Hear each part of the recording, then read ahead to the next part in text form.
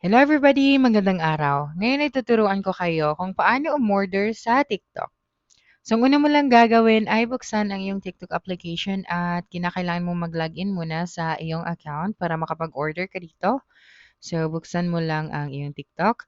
At dito sa baba ay makikita mo na ang shop or ang cart na icon. So, kailangan mo lang i-click ito.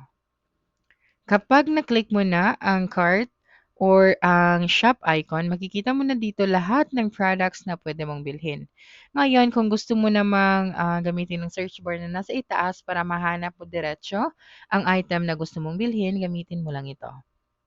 Ngayon, i-click mo lang ang item na gusto mong mabili dito sa TikTok at makikita mo na dito ang buong detalye. So, dito pwede mong i-click ang add to cart or buy now. Pagkatapos niyan ay piliin ang variant na gusto mong i-order at i-click ang buy now na nasa baba.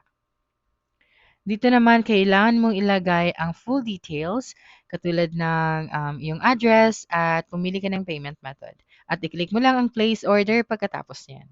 And that's it for this video. If you think this video helped you solve your concern, please subscribe, like this video, and leave your comment below. Bye!